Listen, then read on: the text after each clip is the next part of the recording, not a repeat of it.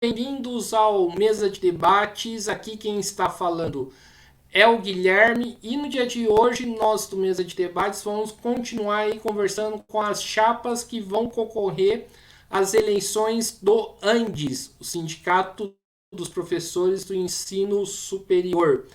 Conversamos já com a chapa 3, com a chapa 2, que é a chapa, né, uma das chapas que estão concorrendo, com a chapa 4, que não conseguiu lançar a sua candidatura, né, digamos assim, e agora é a chapa 3, que é a chapa Renova Andes. E essa chapa está sendo representada pela Érica, pela Eleonora e pelo Pasquete. Então, sem muita demora, sem muita enrolação, antes da gente começar, por favor, vocês três se apresentem.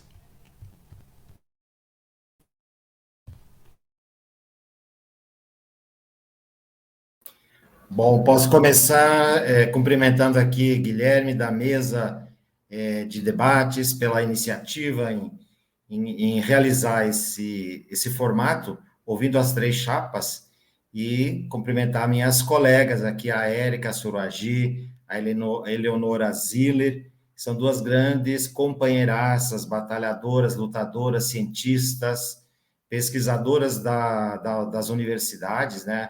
A Érica da Rural de Pernambuco, a Eleonora da Federal Rural do Rio, e eu aqui pela Universidade de Brasília, vou me apresentar então como candidata a presidente da Chapa 3, Renova Andes.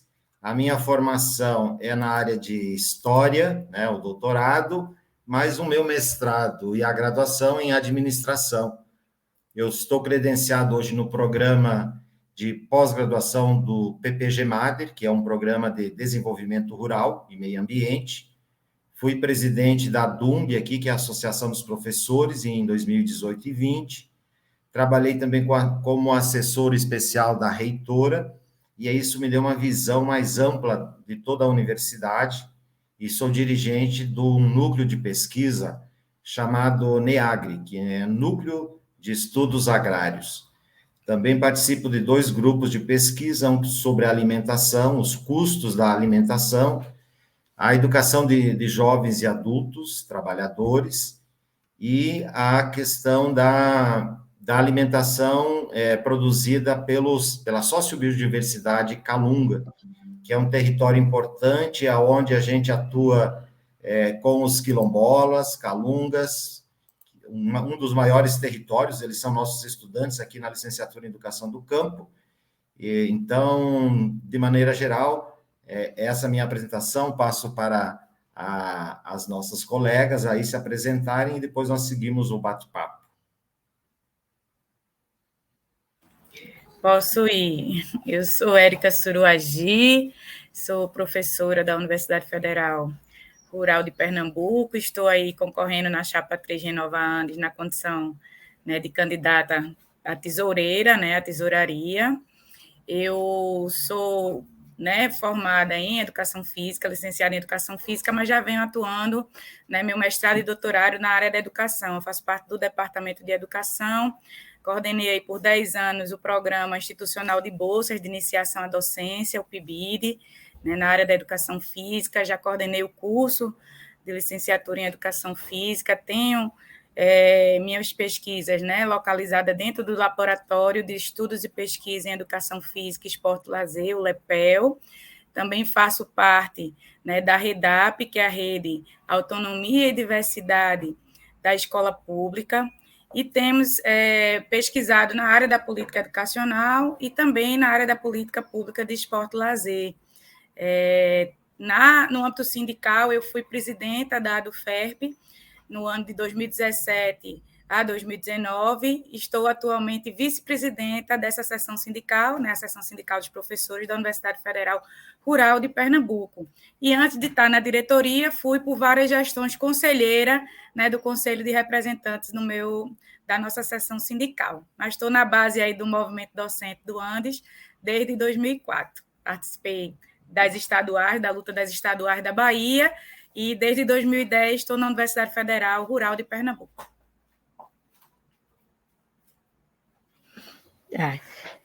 Valeu, Érica. Basquete, sempre um prazer, né? A gente aqui começando as nossas batalhas eleitorais. Guilherme, muito obrigada pelo convite. Minha apresentação rápida, então, eu sou Eleonora, eu estou, o que a gente chama, né? O nosso triunvirato, estou na Secretaria-Geral, eu sou da UFRJ, né, Basquete? Você me jogou lá para Rural, mas eu sou da Federal do Rio de Janeiro, desde criancinha, desde a graduação, mestrado, doutorado, eu sou da área de letras. O meu campo de estudo inicial no doutorado foi poesia contemporânea, poesia e política.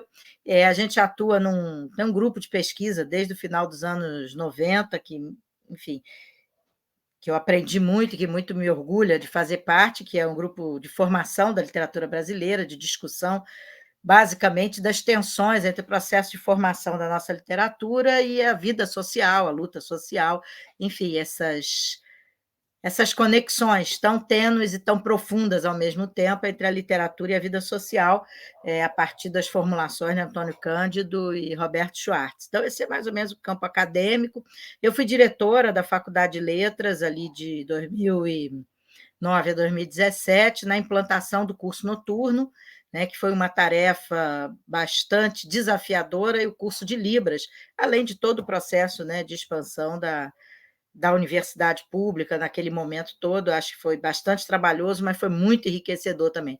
Aprendi muito. E desde 2016 eu voltei fortemente para o movimento docente, por acreditar, né, no desafio que estava colocado para o país, entender ali o início, né, de um buraco que a gente foi se aprofundando aí até esses últimos anos, né, que nós vivemos. E estou aí, graças ao Renova, acreditando no movimento nacional, na possibilidade de renovar, transformar profundamente as nossas práticas do movimento docente, para fazer com que a gente consiga cumprir, né, a tarefa, que eu acho que é a tarefa histórica que está sobre todos os nossos ombros, de todos nós que estamos no movimento docente, que é fazer crescer a participação dos professores no nosso sindicato, né, que hoje a porcentagem é muito baixa, tanto de filiação em relação ao número geral de professores, quanto a nossa participação na eleição. Quer dizer, é urgente um sindicato forte, numeroso, com uma base sólida entre os professores. Eu trabalhei muito por isso de 19 a 21, quando fui presidente da Associação de Docentes da UFRJ. Também foi a minha participação no movimento docente, e estamos aqui, né, nesse coletivo, acreditando que a gente possa contribuir para, enfim, construir novas práticas do movimento docente.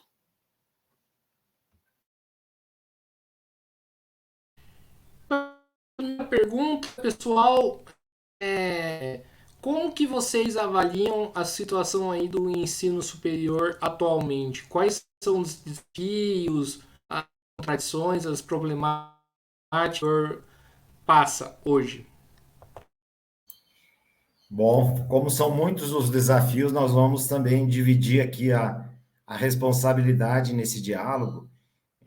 Primeiro dizer que a Eleonora é da UFRJ, né? Então, a nossa grande universidade também no Rio de Janeiro, e aqui em Brasília, como nós só temos a UNB Federal, é mais prático, né? Então, só tem uma única universidade, temos os institutos federais, que são muito importantes, né? E agora, recentemente, também tem a estadual aqui, né, a distrital, em Brasília, e começo por aí. Eu entendo que foi muito importante o processo de expansão que houve no ensino superior nos últimos 10, 12 anos. E afirmo isso porque eu venho de um grupo de 600 professores que foram contratados, né, com essa expansão realizada pelo MEC, que interiorizou a educação pública brasileira na construção de novos campi, dos institutos federais, de novas universidades, cursos noturnos.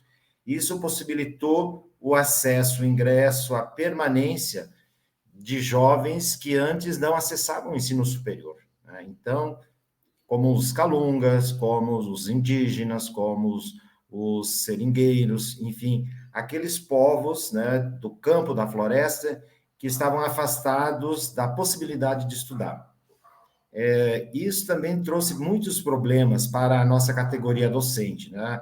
A sobrecarga de trabalho, a falta de condições adequadas. Então, em muitos lugares, o próprio professor tem que conseguir os meios para poder se deslocar para dar aula, no caso das estaduais, né? Nós temos também a realidade das universidades multicampia, né? No caso da DUNEB, que são muitos campos distribuídos no estado todo. Isso é bom porque favorece que a universidade está próxima dos estudantes da sociedade, né? E aproveitar aqui para parabenizar a nova gestão da DUNEB, que recentemente teve um processo eleitoral, venceram as eleições lá, um grupo de mulheres, em geral, a maioria mulheres negras, cientistas, professoras, educadoras, e isso também fez uma mudança no corpo docente, né? O corpo docente teve a possibilidade de ingresso eu creio, de pessoas mais jovens também na universidade, porque na UNB nós passamos, eu acho que uns 10, 15 anos sem nenhum concurso, né? No período do Fernando Henrique Cardoso, especialmente. Então, passo a bola para frente aí, mas em relação a essa, houve uma expansão que tem os aspectos positivos e tem os aspectos críticos, né? Que aí passo aí para as colegas continuarem.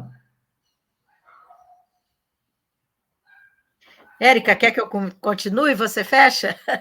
Então tá. Então, seguindo aí a fala do Pasquete, a gente tem um país, né, de uma desigualdade, de uma perversidade monstruosa.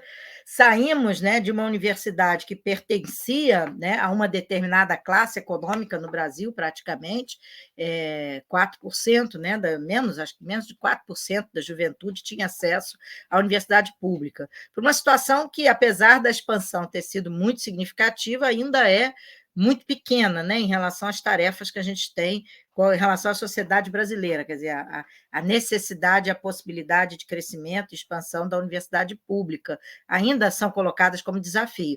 Mas esse crescimento trouxe exatamente o que o Pasquete colocou, as contradições do nosso trabalho, das condições de trabalho para o professor e dos estudantes, as condições de permanência, né? Esse tensionamento foi agravado com o golpe de 2016, a diminuição, né, o recuo nos investimentos e a falta de compromisso com esse projeto do governo Temer, e depois, com esse governo, enfim, neofascista, neonazista, não sei qual exatamente a caracterização mais medonha que a gente pode dar a ele, mas nós fomos nomeados, né, adversários principais do governo, né? E isso refletiu mais ainda em maior estrangulamento, maior dificuldade, ameaças à nossa liberdade de cátedra, né, que a gente já vem sofrendo isso em relação à escola sem partido e todo o tensionamento em relação à liberdade de pensamento e produção crítica na universidade, o negacionismo da ciência, e o ensino remoto emergencial, que também está nos desafiando, né? A precarização das nossas funções docentes, a expansão descontrolada, mercadológica, privada, né, do ensino à distância, tudo isso mexe e nos coloca numa encruzilhada histórica das mais complexas e acho que talvez das mais difíceis que nós vivemos do ponto de vista histórico. Eu acho que a universidade nunca antes, né, na história da humanidade, talvez, tivesse o seu lugar tão questionado e tão tensionado. Então, a avaliação é que a gente tem uma situação muito complexa, de muita dureza, num país que não resolveu ainda a questão essencial na luta democrática. A gente viu aí as turbulências desses últimos dias, né? Os golpistas não estão dormindo, não estão fora de campo, eles têm tensionado o país, a luta pela democracia e a sobrevivência da universidade estão ainda muito associadas e com uma característica muito urgente. Quer dizer, hoje pensar a universidade significa pensar a sobrevivência também da democracia e as condições de vida nessa sociedade com as ameaças, né, permanentes de tensionamento pela extrema-direita. Então, as tarefas do sindicato, nesse momento, são enormes. E aí, voltando à minha fala de apresentação, só um sindicato enorme pode responder questões enormes. Quer dizer, o sindicato precisa ser o sindicato da maioria dos professores, daqueles que estão em sala de aula, que estão nos laboratórios, que estão enfrentando essa precarização no dia a dia e lutando para fazer a universidade sobreviver, como sobreviveu nesses anos de Bolsonaro, como respondeu com campanhas de vacina, com investigação científica, enfim, um combate sistemático ao negacionismo. Eu acho que é crucial que a gente recupere para o Andes esse conjunto de professores. Então, fico bem sintonizada aí com as respostas tanto de Pasquete como de Eleonora. Queria colocar, né, o maior desafio que nós temos, né, é manter a universidade pública, gratuita, laica, de qualidade e socialmente referenciada, Guilherme. É muito importante você estar abrindo esse espaço aqui no programa para a gente falar da importância dessa instituição social, né, que tem sido duramente atacada, né? Esses últimos 4 anos foi uma política de extermínio da ciência e tecnologia nesse país, de extermínio da universidade pública e dos institutos federais, né, Cefetes e os colégios de aplicação. Nós vivemos anos de verdadeira penúria. E aí é central para a gente hoje retomar os orçamentos. O orçamento, né, o orçamento da universidade foi estrangulado, ela cresceu, né, de maneira absurda e o orçamento encolheu, né? E isso tem consequência, né? Tem consequência para as nossas condições de trabalho, né? Que a gente hoje não tem, por exemplo, equipamentos básicos para dar aula, data show, computador, cada um tem que ter o seu, né? Pagar do próprio bolso. O ensino remoto foi financiado pelos docentes, né? A gente não teve nenhuma contrapartida. Então, nós temos um desafio gigantesco que é de recuperar essa universidade pública, gratuita, laica, que vem sendo, né, atacada e, nesses últimos 4 anos, sofreu realmente, né, um processo de quase extermínio. Então, essa é uma questão central, a questão do orçamento, que rebate no acesso e permanência dos nossos estudantes, né? Então, precisamos da ampliação de bolsas, né? Precisamos, já houve, né, agora a atualização dessas bolsas, mas ainda é insuficiente a quantidade, né, de recurso para assistência estudantil. Não é só de bolsas que vive a universidade, né? Nós precisamos de residência universitária, nós precisamos de restaurante universitário para todos, né? E precisamos também da melhoria, né, das condições de trabalho. Né? Então, a gente vem aí num processo de precarização muito grande do nosso trabalho, já citei algumas, e também a defesa da autonomia universitária. Né? Nós precisamos acabar com a lista tríplice, eu acho que essa é uma bandeira, né, do Fórum Renova Andes, nós precisamos acabar com esse processo, né, de intervenção na escolha dos dirigentes das instituições de ensino superior. Né? Então, nós precisamos, de fato, que a universidade ela seja democrática. Né? Então, o fim da lista tríplice é um passo, mas internamente, de cada instituição, também precisamos avançar no processo democrático de participação, né, dos estudantes, dos técnicos administrativos e dos docentes na vida e nas decisões da universidade, porque, como bem disse, né, a colega Eleonora, um projeto de país que se queira democrático perpassa por essa instituição universidade pública.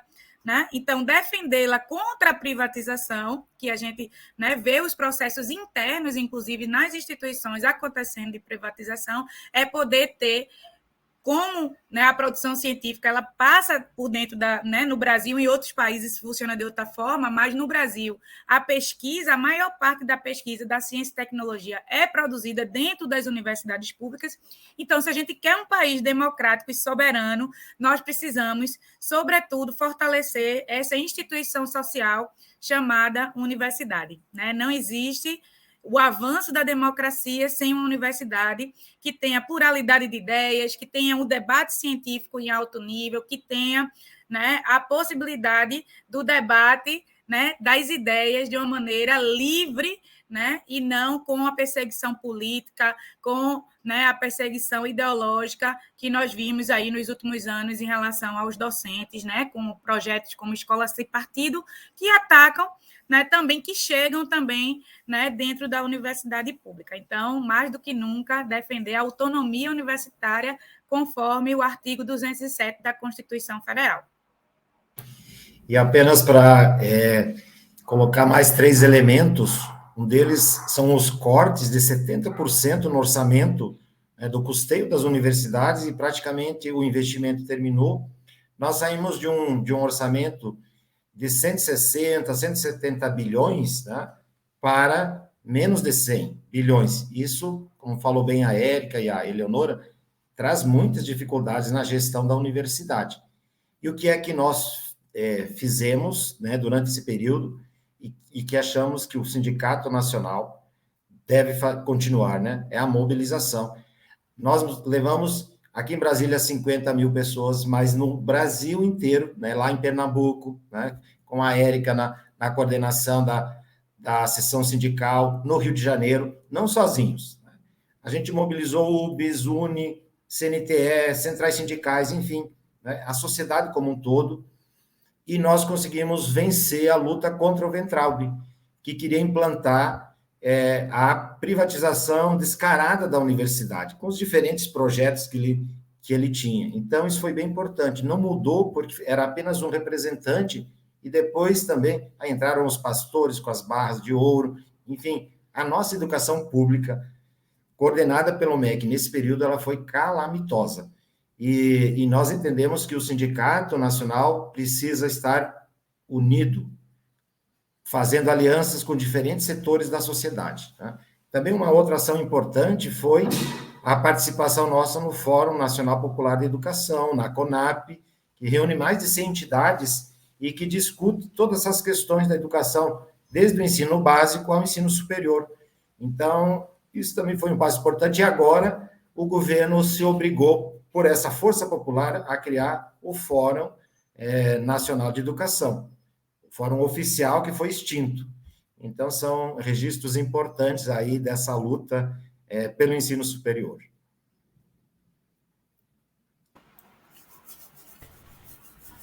Maravilha, então vamos aqui para a segunda pergunta, né? Eu vou perguntar aqui para vocês três, vou inverter um pouco a ordem aí das perguntas que eu estou fazendo aí em relação às eleições do ANS. Vou perguntar aqui para vocês sobre política, conjuntura nacional, uma pergunta bastante ampla, né? Como que vocês estão vendo hoje a conjuntura política brasileira?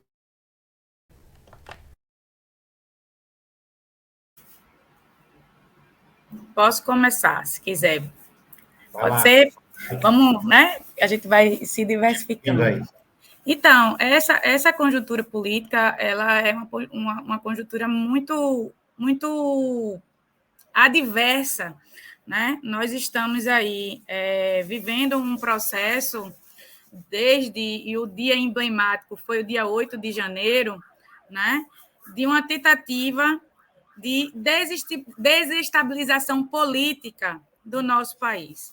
Né? Assim como defendemos reitor eleito, reitor empossado, né? Defendemos que o presidente Lula, o atual governo, também, né, possa governar sem a ameaça, né, o tempo inteiro golpista, né? E temos aí o clamor das ruas, né, desde a posse do atual governo, né, de buscar que os responsáveis por isso sejam punidos. Né? Então, a gente segue na luta, né, para que os propagadores de fake news, aqueles que têm, né, questionado os processos democráticos, aqueles que têm ameaçado, né, a nossa existência, inclusive, né, que esses possam, né, pagar pelos seus crimes. Né? E aí, esse contexto, né, de luta aí, contra os processos de anistia. Né? Então, a palavra de ordem das ruas é sem anistia. Um outro elemento que eu gostaria de fechar, assim, para passar aí a bola para os demais, né, é que essa conjuntura ela requer de nós, né, uma defesa intransigente da democracia. Nós não podemos tergiversar, né, em nenhum momento, enquanto sindicato, dessa defesa. Assim, é importante que a gente esteja junto com o Fórum Nacional Popular de Educação, como disse o Pasquete, articulado com demais sindicatos de trabalhadores, na defesa da democracia. Precisamos, né, que essas instituições, né, toda a sociedade se mobilize para a defesa da democracia e para a conquista de direitos.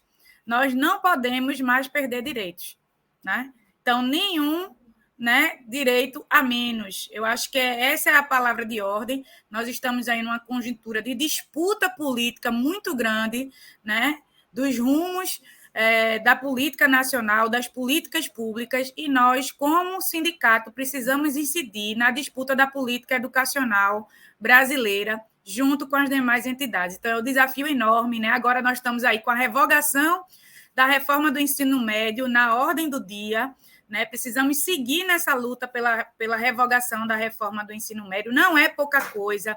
Isso tem um rebatimento na formação de professores, né? Então, buscar esse revogar todas as medidas destrutivas, né, que vieram sendo implementadas no último período nas universidades e também para a sociedade brasileira, né, exigiu o verdadeiro revogaço, né, em relação à PEC 32. Precisamos arquivar de uma vez por todas essa ameaça que se chama reforma administrativa, né? Então, precisa sair de cena, porque a reforma administrativa é a destruição dos serviços públicos, né? Precisa ser dito isso, é uma mudança de concepção da nossa Constituição de 88. Então, nessa conjuntura, nós temos muita luta a fazer dentro da universidade e com o conjunto da classe trabalhadora.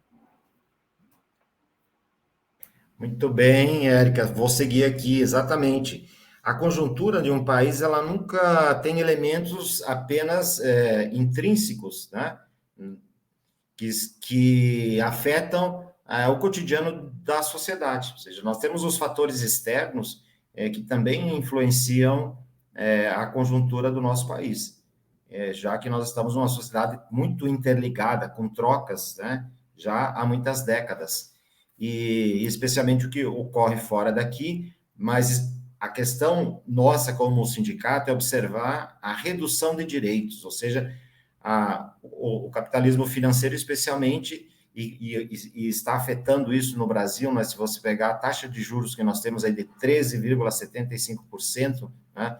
Então é uma tentativa de quem tem muito recurso abocanhar a maior parte dos recursos da sociedade.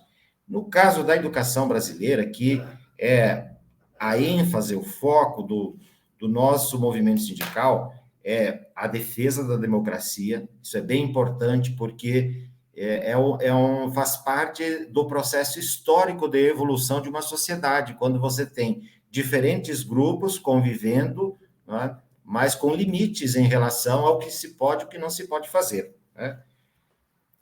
Os grandes problemas nacionais também afetam e devem ser objeto de estudo, como são, né? Eu estou aqui na Universidade de Brasília, fundada por Darcy Ribeiro, e uma das principais questões que ele lutou a vida toda foi de que as universidades fossem centros, né, de elaboração, de busca de soluções para os grandes problemas nacionais. E hoje nós fazemos isso. Nos laboratórios, na educação, na engenharia, na administração, na economia, nas artes, né? Então, quando você utiliza o conjunto de conhecimento que nós temos dentro das universidades, nós temos a capacidade de produzir, e produzimos cerca de 80% das soluções tecnológicas, educacionais, né? Das patentes, são feitas dentro das universidades. Mas nos últimos 2 governos, especialmente, nós tivemos aí normativos, né, sindicais que atrapalharam demais, né, o funcionamento da organização dos trabalhadores, né, as contra-reformas que vieram da Previdência, né, a contra-reforma administrativa que nós derrubamos. Nós, durante 13 semanas, estivemos, né, no Congresso Nacional, no aeroporto, né, em conjunto sempre com diversas organizações, porque isso não se faz sozinho, né, para que essa reforma fosse retirada, congelada, enfim, engavetada de alguma maneira. E sabemos que as nossas vitórias também, elas não são perenes, né, porque daqui a 3 anos, 4 anos, tem mudança de governo, então são lutas permanentes para garantir direitos, né? E talvez para terminar, uma das questões que é muito importante, além do que a Érica já citou, é a Lei Candir, lá de 1993, que ela isentou as exportações brasileiras. Isso dá um sobreganho, né, para os grandes exportadores e reduz recursos do Estado. Então, se retira a ideia do Estado mínimo e começou ali também o processo de terceirização, de privatização. Então, são lutas importantes nessa conjuntura complexa que o sindicato tem que fazer. Mas nós não podemos esquecer que nós somos um sindicato de docentes, né? De professoras, das municipais, das estaduais, das federais. Nós temos que levar em conta a conjuntura internacional, a conjuntura nacional, mas a nossa ênfase na Chapa Renova, antes Chapa 3, é a questão do salário, da carreira, da estrutura como o Estado gerencia e muitas vezes impõe regras e que a gente precisa sentar, pressionar, lutar. Então, esse é o papel nosso como sindicalistas que somos também e professores, né? Só pegando o gancho aí da fala do Pasquete, eu acho que é essa questão do sindicato nesse cenário nacional, né? Porque eu acho que o cenário que a gente vive é de um brutalismo sem precedentes, né? Eu queria até não conseguir falar no início, que eu estava até emocionada para falar, mas começar prestando uma homenagem a Elizabeth Tenreiro, né? A professora que aos 71 anos foi esfaqueada por um jovem de 13 anos por separar, intervir numa briga em que ele agredia de forma racista um colega. Então, assim, por todo o simbolismo, eu acho que esse fato ele coloca para a gente o tamanho do problema, né? O tamanho do problema que a gente precisa enfrentar numa sociedade que 44% das pessoas, segundo as últimas pesquisas, acreditam que é um risco que o Brasil possa se tornar comunista, né? E com toda a impregnação fantasiosa do que seja isso na cabeça dessa parcela da população, né? Então, assim, a gente tem um desafio brutal, né? Que significa, como a Érica e o Pasquete falaram, né? Numa defesa intransigente da vida democrática, dos parceiros, dos nossos parceiros históricos, que eu não entendo como que eles não estão permanentemente de braços dados com o Andes, né? A UNE, a União Nacional dos Estudantes, a FASUBRA, a Federação dos Sindicatos dos Servidores Técnicos Administrativos, a NPG, a Associação de Pós-Graduandos, as associações, pelo menos no caso da UFRJ, dos funcionários, dos servidores terceirizados que atuam na universidade. Enfim, a gente precisa romper dentro da categoria ilusão, né, de que nós sairemos dessa conjuntura dramática, tensa, violenta, né, que nós vivemos por uma saída individual. O professor individualmente conseguirá ter algum caminho para responder aos dilemas da conjuntura, e também que o Andes conseguirá, como sindicato docente, sair de alguma crise dentro da universidade sozinho, né? Se não tiver uma profunda articulação com todas as entidades locais, DCEs, centros acadêmicos, as entidades nacionais, que criem, de fato, uma poderosa rede, né, de proteção e sustentação da luta pela universidade, pela democracia, pela liberdade de cátedra, enfim, num país com mais de 30 milhões de pessoas em situação, né, de fome e mais não sei quantas milhões, num sentido mais amplo, de insegurança alimentar. Isso aí é um nó que nós estamos vivendo, né, numa disputa no cenário nacional, onde a gente ainda vê uma pressão gigantesca, né, para que o governo assuma exclusivamente uma face concentradora, neoliberal, enfim, que atenda os interesses insaciáveis, né, das classes proprietárias, dos comandantes do país. Isso a gente viu agora também esses dias, né? A estabilidade não está dada, a democracia ela não é um compromisso de uma parte muito significativa das chamadas classes dominantes desse país, né? Aquelas que detêm o poder econômico, elas flertam permanentemente, de forma sistemática, com o fascismo, e a gente precisa estar atento, né, atento a isso. A gente não pode perder esse grande movimento social com a característica de classe, inclusive, tão clara que ele teve nesse processo eleitoral que elegeu o Lula. A gente não pode perder a organicidade desse grande movimento para garantir uma democracia, mas uma democracia efetiva, popular, que tenha compromisso em responder, né, aos desafios mais imediatos, e o mais imediato de todos, que é a fome da população. Então, assim, o imbróglio é grande, né? A gente sabe que o imbróglio é grande na conjuntura. Isso, eu acho que essa é a grande diferença, né, Leonora, de nós, Renova Andes, para a chapa 2 e a chapa 1, né? A nossa responsabilidade, o nosso compromisso de defesa da democracia, né? Tanto a chapa 1 como a chapa 2, elas não se importaram naquele momento, né, nas vésperas do golpe de 2017, de se somar aos comitês que existiam em todas as universidades quase federais do nosso país, né, em defesa da democracia, e é ali que o Renova Andes vai, né, se agrupando, né, a gente vai se construindo pela recusa, tanto da chapa 1 e a chapa 2, né, que a gente diz que é mais do mesmo, né, de não lutar com as demais entidades sindicais, com as entidades científicas, né, da área da educação, no Fórum Nacional Popular de Educação, contra o golpe de 2016. Então, esse é um grande diferencial, né, da nossa chapa, que é a construção dessa unidade necessária em defesa da democracia e dos direitos e da defesa da universidade pública, que não só se faz com palavras, né, se faz com ação.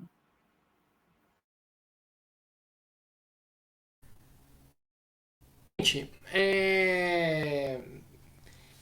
eu não sou do Andes, né? E não sou professor, né, do ensino superior. Mas eu vou palpitar sobre uma coisa que aconteceu no Andes, da qual eu particularmente achei muito equivocada. E antes que me acusem, né? Acusar não, antes que me fala, né? Eu não tenho vínculo partidário com nenhuma organização. Mas eu, particularmente, acho que vocês viram nas duas entrevistas que eu fiz, eu achei bastante equivocada a saída do Andes da CSP com lutas. Eu queria que vocês, né, acho que muito provavelmente vocês discordam aí da minha opinião, mas eu queria saber aí de vocês como que vocês avaliaram esse processo, se foi correto ou não, e o que vocês propõem como alternativa. Muito bem, Guilherme. É um diálogo que nós estamos fazendo aqui e uma compreensão em relação às centrais, a forma como o Andes se comportou nos últimos anos. Nós temos que fazer um resgate histórico para entender em que momento se encontra o Andes e por que foi tomada essa decisão, por maioria na Assembleia do Acre, né? Acho que você está se referindo a isso, foram 252 votos favoráveis à saída e 147 votos pela permanência. Então, foi essa proporção numérica dos que estávamos presentes lá, dos delegados, né? Mas houve um processo anterior, se não me engano, em 2 CONADES, né, que são os encontros anuais, e também num congresso de Porto Alegre, que indicou que nesse congresso do Acre, então, se tomaria decisão. Então, foi um processo de muita avaliação, e inclusive por parte da diretoria, que parte se dividiu nessa questão, em relação à saída ou permanência. A avaliação que nós fazemos é que o Andes, né, nos anos, quando era a Andes, nos anos 80, fez um trabalho ousado, importante, propositivo, de formar a primeira associação de professores do ensino superior nacional. Mas não só isso, não foi um movimento corporativo, foi um movimento mais amplo para pensar a universidade pública, o tipo de concurso público, as áreas dentro das universidades, enfim, a gestão, os conselhos. Então, formatou uma proposta que depois foi levada aos constituintes, que em 88, né, aprovamos a nova Constituição, e a partir daí também foi permitido, foi aprovado, foi formalizado, que os professores tinham direito à sindicalização. e aí nós nos transformamos no UANDES, né? Então, essa foi uma trajetória importante. Na década seguinte, com as privatizações, as terceirizações, também houve uma luta importante para defender a universidade pública, a educação pública brasileira, né? Contra o processo privatista que praticamente dizimou uma série de empresas importantes nacionais, né? Qual é a nossa avaliação? Passado um período, né, então, mais um longo período, são 24 anos que o mesmo grupo político dirige o ANDES. Isso não é pouco para uma organização sindical. E nós começamos a perceber um burocratismo sindical, né? Uma permanência, então não há uma renovação. Nós defendemos renovar é preciso, e vamos renovar agora 10 e 11 de maio, que é a data da eleição, porque há 24 anos o mesmo grupo político se reveza na gestão do sindicato, né? E isso causou isolacionismo. O que é o isolacionismo? É que nas questões mais amplas, por conta dessa filiação do ANDES à CSP Conlutas, e o próprio ANDES ajudou a criar, esteve na formatação. Aqui também tem um equívoco de análise política, que nós, docentes, devemos ser a vanguarda da classe trabalhadora e criar a nossa própria central. Então, temos uma central que nós temos discordância, ou outras, são várias, tem 10, 12 centrais, e aí, então, sobre isso, não servindo nenhuma delas, né, e a saída também da CUT, né, pesou sobre isso. Então, o ANDES acaba sustentando uma central sindical que ela foi inexpressiva. Quantos sindicatos, né? Depois, eu não sei quantos sindicatos são filiados à CSP e continuam, mas ela é inexpressiva, né? Ela não tem presença na classe trabalhadora. Esse é o problema. Ou seja, quais as categorias que fazem parte da central CSP? E vinculada a um único partido. Então, essas gestões, elas foram gestões de um partido único, de um pensamento único. Na nossa Constituição, como Renova Andes, como fórum, e na nossa chapa, nós somos a chapa mais diversa que tem. Nós temos apoio de várias correntes políticas, né? Petistas, do PCdoB, do PSOL, de pessoas não sindicalizadas, de movimentos e organizações sociais, né? Com apoio, por exemplo, aqui de pessoas que pertencem à Associação Brasileira dos Pesquisadores Negros, o grupo de Negras Reitorias, enfim. No nosso site dá para verificar os apoios que chegam, né, de professores de várias áreas do conhecimento, né, e da sociedade, porque nós entendemos que um sindicato ele precisa ser plural na política. Ele precisa dialogar, nós precisamos negociar, nós precisamos pressionar, e nós vamos para a rua, nós fomos para a rua, né? Nós somos de luta, enchemos as ruas com estudantes, com professores, mas em conjunto, porque se for só com a categoria dos professores, não dá para a gente querer ser vanguarda dos outros, né? Com assembleias esvaziadas, né? Com o professor sobrecarregado de trabalho, e pouco participa do sindicato. Isso também é um problema que nós temos, né? Porque nos últimos anos, todas as assembleias, em geral, são esvaziadas. Em alguns momentos da história, nós percebemos e constatamos, né, o envolvimento maior, quando fomos atacados, né, na nossa liberdade de cátedra, quando nós somos atacados por fazermos balbúrdia, e aí nós começamos a mostrar, olha aqui, ó, estamos no laboratório, estamos na biblioteca, estamos em campo, estamos atuando na sala de aula, e então a nossa avaliação, e aí passo para as colegas, a nossa avaliação que foi correta a decisão de, depois de anos e anos, né, talvez 2 décadas quase, de erro de análise política, ficarmos vinculados a uma central que isolou o ANDES, apequenou o ANDES. O ANDES é um grande sindicato, 70 mil filiados, uma base possível de 300 mil professores. E o ANDES saiu da cena, né, se isolou, porque aonde tinha uma outra central, por exemplo, essa marcha dos 50 mil que fizemos em Brasília, o ANDES enfim, participou subindo no caminhão e fazendo uma fala. E não ia em nenhuma reunião, porque tinha a UNE, a UBS, o CNTE, a CUT e outras centrais. Então, a central que se achava a única dona da verdade, esse foi o principal problema.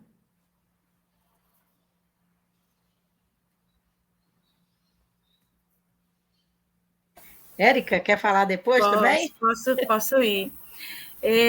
Eu vou ser bem sucinta, né? Bem objetiva, né? Essa central ela foi criada em 2010 e desde 2010 nós temos resoluções dentro do Andes que dizem é preciso enraizar as seções sindicais na CSP com lutas.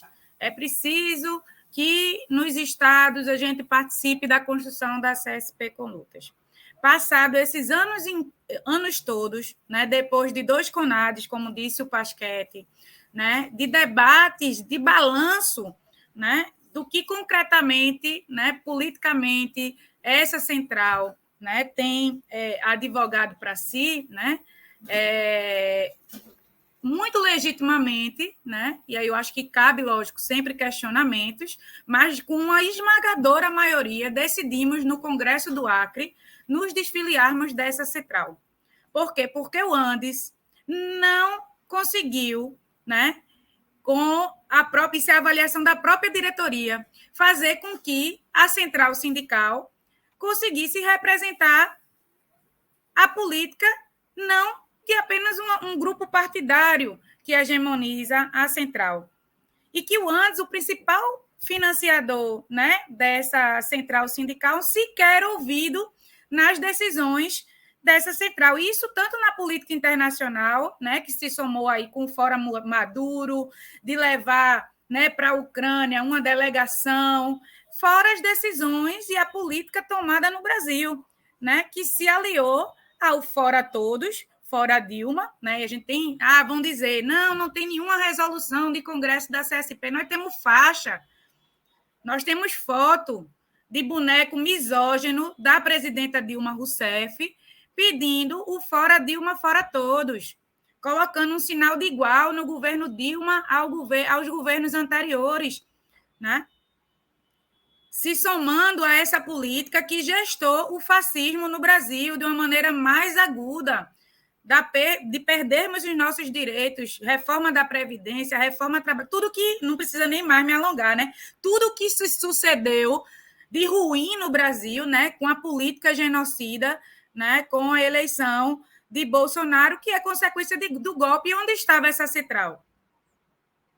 E aí vou dar um dado concreto da realidade. Agora, né? Tivemos aí, né? O FONASEF unificou uma campanha salarial com todos os SPFs, definimos um índice conjunto, né, que somava as perdas inflacionárias dos 4 anos de Bolsonaro, fomos numa linha unitária, né, construindo junto com as outras entidades, o Andes, FONASEF, Sinasef, Fazubra, Condicef, para negociar com o governo.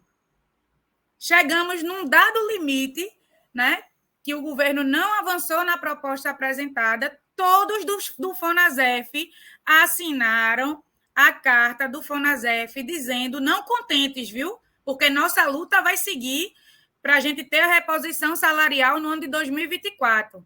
Né? Não sem luta, não sem críticas ao governo, né, que mudou a metodologia da mesa de negociação, tá certo? Mas todo mundo assinou. Quem se recusou a assinar?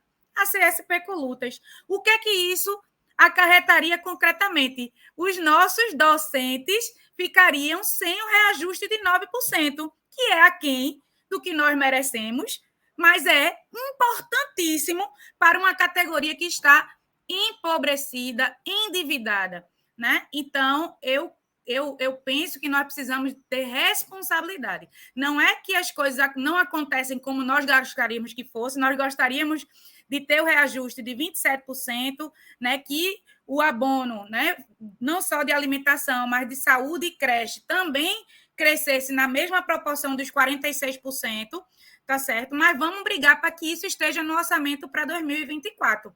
Então, a realidade não é feita a partir das nossas imposições, mas da correlação de força concreta e a categoria, se o Andes não assinasse esse acordo, tenho certeza, ficaria muito indignada com o nosso Sindicato Nacional se seguisse a linha da CSP com lutas, que ou é tudo ou é nada, né? E aí ela pega, quando não tem a sua posição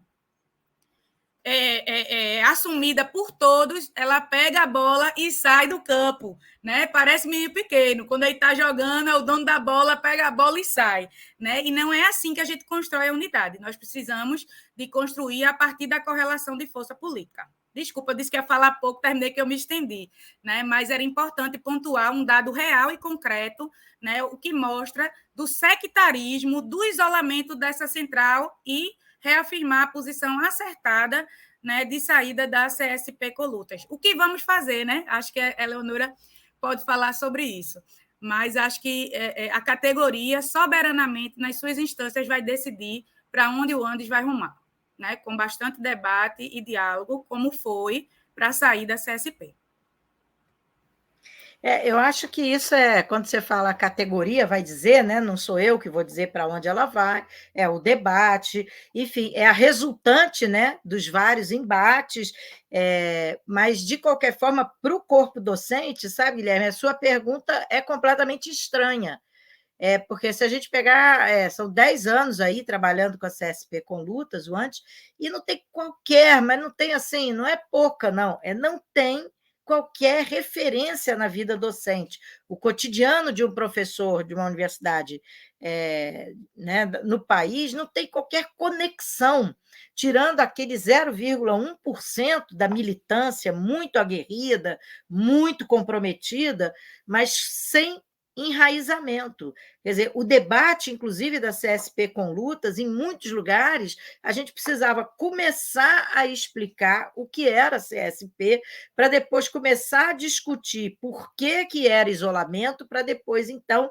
chegar no assunto de que a gente não pode estar afiliado a uma central que não tem enraizamento, não tem representação política no embate da vida social. Ela está completamente isolada nas suas posições, excluída do grande debate, das grandes tensões, né? Nenhum professor da universidade, quando está diante de uma tensão, né, em relação à política do governo, em relação à questão até internacional, quer saber qual é a opinião da CSP com lutas. Isso não existe na vida real, na vida de, enfim, uma boa parte dos professores que atuam mais ou menos próximo do sindicato. Não estou dizendo nem daqueles que não são filiados, que aqueles que não são filiados estão fora mesmo desse mundo, mas eu estou me referindo àqueles 300, 400, que no caso da UFRJ é o que se mobiliza para ir a uma assembleia, né? O debate da CSP com lutas ocorre entre 30, 40 valorosos companheiros, alguns que eu tenho respeito e carinho, inclusive pessoal, né? Sempre falo isso. Marinalva, que está na chapa 2, é uma pessoa que eu tenho carinho, respeito pessoal, e, enfim, pela luta, pelo compromisso, pela autenticidade de tudo que ela acredita. Mas, assim, tirando essas pessoas, o debate não existe para os professores. E aí eu acho que esse é o problema. O Andes ele foi assumindo uma posição cada vez mais próxima, né, de uma frente de partidos marxistas, vamos dizer assim, de pensamento de esquerda, do que propriamente um sindicato dos professores das universidades federais. De uma certa forma, existe uma parte da categoria que são os grandes pesquisadores, os chamados bolsistas do CNPq, aqueles que atuam na vida científica, na produção científica, que muitas vezes são quase tratados como adversários, porque são burgueses, porque são hiperprodutivistas, porque não têm compromisso, quando, na verdade, claro que uma parte deles está mergulhada no individualismo e tal, mas como dizer que um professor que dedica a sua vida, né, como os muitos que eu conheço na universidade, durante a pandemia, mergulhados nos seus laboratórios, buscando solução para a vacina da Covid, buscando até, né, lutando nos hospitais, no atendimento, enfim, como que essas pessoas podem ser taxadas como produtivistas e descomprometidas com a realidade brasileira? Mas essas pessoas não conseguem ver no Andes e no CSP uma proposta de solução para os seus problemas. Então, acho que o primeiro passo, a gente precisa ser sindicato docente, né? Docente, comprometido, como eu falei, né? Com um país desigual, com a superação da fome, da miséria. Nós não podemos, nós não podemos nos dar ao luxo, né, de pensarmos exclusivamente na nossa condição, que dentro da sociedade brasileira é quase um privilégio, embora sejam direitos conquistados com muita luta, com muita mobilização e disposição coletiva. Mas, enfim, o papel que a universidade tem nessa sociedade, mas esse abismo, é claro que a gente não pode abandoná-lo, nem abandonar as classes que nos sustentam. Eu acho que esse referencial a gente não pode perder.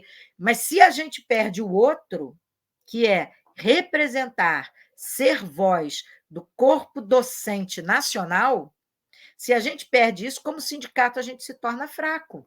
A gente se torna um resquício burocrático e um discurso idealista, porque é um discurso muito bonito, mas que só se sustenta com uma nova resolução, e com uma distribuição de circulares.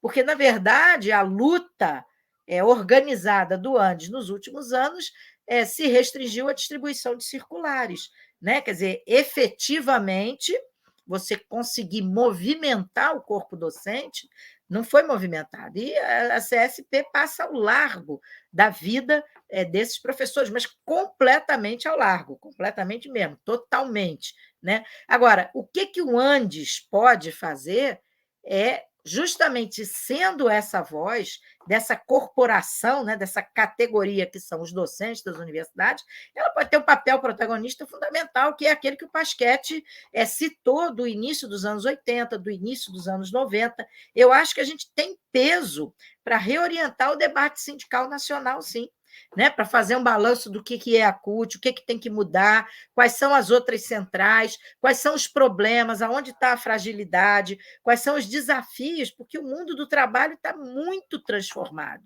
radicalmente transformado. Então, se a gente não entender a radicalização, a profundidade dessas transformações, a gente não vai entender também como que a gente tem que mudar. E eu acho que a universidade é o lugar onde se pensa esses problemas. E aí sim, a gente ajudar a pensar com radicalidade, puxando o debate para a fronteira, né, do pensamento mais à esquerda, radical, comprometido com a transformação da sociedade, a gente tem uma contribuição enorme, muito grande. E eu acho, também não tenho respostas, porque eu acho que não se trata de retornar a uma CUT que eu conheci na minha juventude, na década de 80. Né? Aquela CUT não existe. Então, a gente precisa pensar o que existe hoje no movimento concreto, como que a Andes pode entrar. A Andes, eu também denuncio a minha idade aqui, né? O Andes, né? Como que ele entra nesse processo e como que ele contribui. De repente, até por uma aproximação, eu diria, do meu ponto de vista ideal, trazer a CSP com lutas para esse debate junto com a CUT.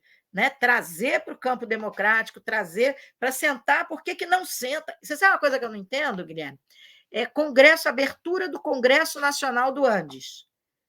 Não tem ninguém da UNE, da FASUBRA, da ANPG, SBPC, as grandes entidades nacionais do mundo da educação, CNTE, tudo, nada disso é convidado.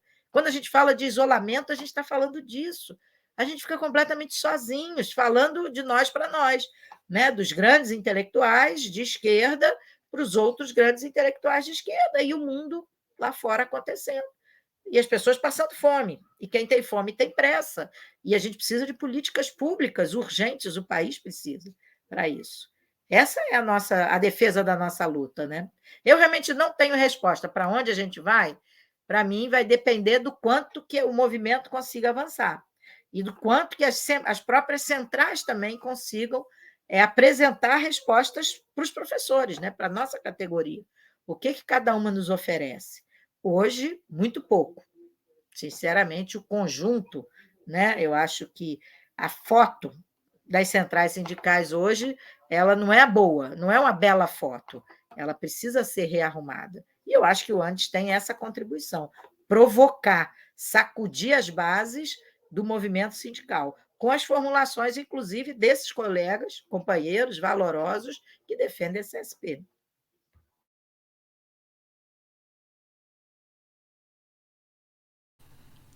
Então é isso aí, pessoal. Estamos encerrando aqui mais uma entrevista do Mesa de Debates. Quero aqui agradecer a Érica, agradecer ao Pasquete, agradecer a Eleonora pela participação, né? Gostei aí das discussões, né?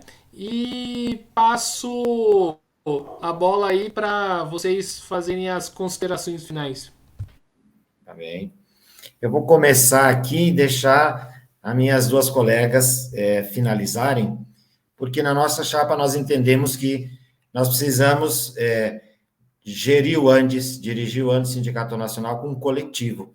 Inclusive, essas figuras de presidente, vice, elas são um pouco arcaicas, né? Nós temos grupos coletivos, temas a serem tratados, e obviamente que isso só um congresso do Andes pode fazer essas alterações, né? Mas na estrutura de que a sociedade precisa. Então, por isso, as duas companheiras são companheiras dirigentes nacionais. É assim que nós nos tratamos dentro da Chapa 3, e dizer para a nossa categoria que, nos nossos eixos, nós temos a defesa do salário do professor, da carreira, das condições de trabalho, a questão da defesa da universidade pública, dos aposentados e aposentadas, né? A questão das opressões, né, que sofremos como docentes na sociedade, sejam de raça, de cor, de opção sexual, e que no dia 10 e 11 de maio venham, conheçam a Chapa 3, entrem e conheçam o nosso material, mas no dia 10 e 11 de maio, votem. Chapa 3 renova antes. Um grande abraço e passo para minhas colegas dirigentes aqui da nossa chapa. Ó, eu vou deixar para o entusiasmo da Érica concluir. Pode ser, Érica? Porque a Érica tem uma juventude, uma empolgação extraordinária, né? Eu já estou um pouco cansada. Brincadeira, estou não. Estou cansada não, mas eu adoro esse entusiasmo da Érica, é contagiante. Mas eu só queria terminar, Guilherme, agradecendo a gente poder ter esse espaço de falar com tranquilidade, expor, né, com amplitude o argumento. Muito bom, muito obrigada mesmo, gostei muito de estar aqui, e sempre que quiser convidar, a gente está disponível, vou adorar. Muito bom mesmo, obrigada. E 10 e 11, pessoal que assistir e ouvir e gostar, Chapa 3. Ô, Eleonora, obrigada, mas, olha, ser professora, pesquisadora, mãe, sindicalista, não é tarefa para a gente não se cansar, né? Então, Elô já estava aqui querendo a atenção da mãe, né? Para as tarefas, enfim. Mas eu queria agradecer, né, ao Guilherme, ao Mesa de Debates, a oportunidade, de maneira livre, né, de expor as nossas ideias. O Fórum Renova Andes é um fórum diverso, tá certo? Plural, com uma multiplicidade, né, de pessoas que vem desenvolvendo, né? Nós somos 83, né, que representam uma diversidade regional, né, de gênero, de raça, de concepção política, e é nessa diversidade que a gente quer construir o Andes Sindicato Nacional, por um sindicato para todo mundo, né? Por um sindicato que acolha, que agregue todos os professores, seja o mais politizado, né, e a esquerda, seja o professor comum que está nos laboratórios, que está em sala de aula, né, os professores e as professoras das estaduais, né? A gente tem percebido, né, essa negligência da direção do Andes com os colegas das estaduais municipais, com os aposentados, e que o Andes volte a ser um sindicato, né? Eu acho que essa é o grande chamamento, né, e a razão de ser do Renova Andes, que o Andes se interesse pela vida da categoria, por salário, carreira e condições de trabalho. Então, agradeço mais uma vez a participação, de estar junto aí com o Pasquete e a Eleonora, né, nessa difícil tarefa de representar essa categoria tão diversa, né, de norte a sul, de leste a oeste desse país. Então, muito obrigada, Guilherme, por esses passos, nos dias 10 e 11 de maio. Vote Chapa 3, Renova Andes. Renovar é preciso.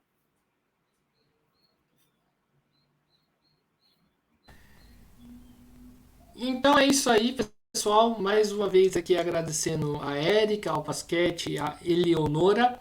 Também agradecendo a vocês que estiverem nos acompanhando, né? Peço aí que se inscrevam no canal podcast Mesa de Debates de Tudo Um Pouco, né? Curta, comente, compartilhe esta e outras entrevistas, matérias, programas.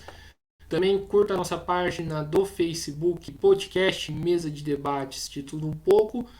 Siga a gente no Instagram, Mesa de Debates, e também no TikTok, também podcast Mesa de Debates.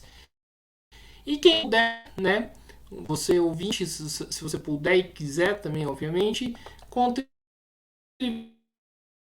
aí com 507-02800, um CPF. Nós somos uma mídia independente, não recebemos dinheiro aí nem do grande capital, do capital privado e também nem do Estado. Então, por isso a gente, né, mantém a independência financeira, né, e para que o canal continue a existir, peço aí a sua colaboração. E também quem quiser contribui no Padrim, www.padrim.com.br/podcast Mesa de Debates. O Padrim é uma plataforma de financiamento onde que você pode financiar de forma permanente e também, né, ficar mais próximo aí a gente, a mim, ao André e ao Willis. Então, é isso aí, pessoal, todo mundo, e